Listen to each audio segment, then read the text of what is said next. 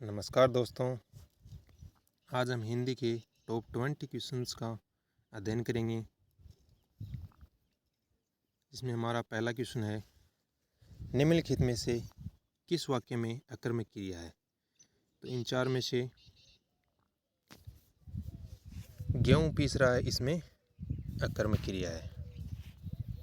अगला प्रश्न है, किस शब्द में उपसर्ग का प्रयोग हुआ है। तो उपसर्ग का प्रयोग, उपकार जो शब्द है उसमें उपसर्ग का प्रयोग हुआ है। अगला क्वेश्चन है हमारा, इनमें से कौन सी जातिवाचक संज्ञा से भाववाचक संज्ञा बनाया गया है। तो जो बुढ़ापा शब्द है उसको जातिवाचक संज्ञा से भाववाचक संज्ञा बनाया गया है। हमारा अगला क्वेश्चन है, निम्नलिखित में से विराम चिन्ह नहीं है। जो अवतरण है उसमें विराम चिन्ह नहीं। अगला क्वेश्चन है, वाक्य के घटक होते हैं। जो वाक्य होते हैं उनके घटक होते हैं उद्देश्य और विधेय। अगला क्वेश्चन है, किस शब्द में आवा प्रत्यय नहीं है।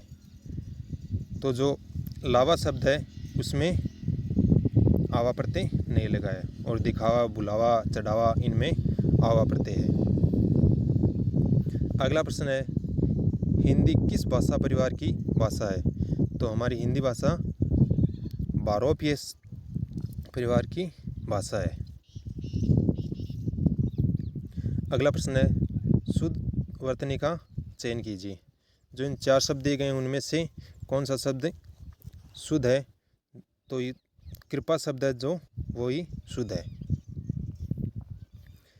अगला प्रश्न है, निम्नलिखित में से किस शब्द में प्रत्यय लगा हुआ है। तो जो जादूगर है उसमें प्रत्यय लगा हुआ है। अगला प्रश्न है, क वर्ण किसके योग से बना है। तो जो क वर्ण है वो क प्लस ए, आधा क और ए है, इसके योग से क बना हुआ है। अगला प्रश्न है, हिंदी भाषा का जन्म हुआ है। हिंदी भाषा का जन्म कब से हुआ है। अपभ्रंश काल से हुआ है। अगला प्रश्न है, स्पर्श व्यंजन कितने प्रकार के होते हैं। जो हमारे स्पर्श व्यंजन हैं वो 25 प्रकार के होते हैं। अगला प्रश्न है, निम्न वाक्यों में से मिश्र वाक्य कौन सा है।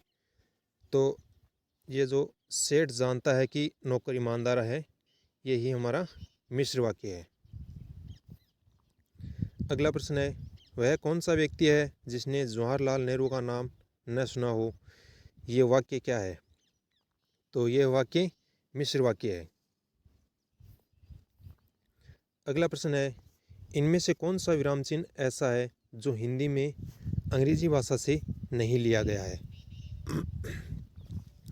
तो ये जो विराम चिन्ह है ये हिंदी में अंग्रेजी भाषा से नहीं लिया गया है। अगला प्रश्न है, निर्वाह में प्रयुक्त उपसर्ग है। तो निर्वाह में प्रयुक्त उपसर्ग है। अगला प्रश्न है, निम्नलिखित में से किस शब्द में प्रत्यय का प्रयोग हुआ है। तो जो धनिक शब्द है उसमें प्रत्यय का प्रयोग हुआ है, और इसमें एक प्रत्यय का प्रयोग हुआ है। अगला प्रश्न है, यथार्थ में कौन सी संधि है। तो यथार्थ जो शब्द है उसमें दीर्घ संधि है। अगला प्रश्न है, निम्नलिखित में से तत्सम शब्द का चयन कीजिए। तो जो उन्नम शब्द है उसमें तत्सम शब्द है। अगला प्रश्न है, भूतकाल के कितने भेद होते हैं। तो भूतकाल के 6 भेद होते हैं। तो ये हमारे हिंदी के टॉप 20 क्वेश्चंस थे।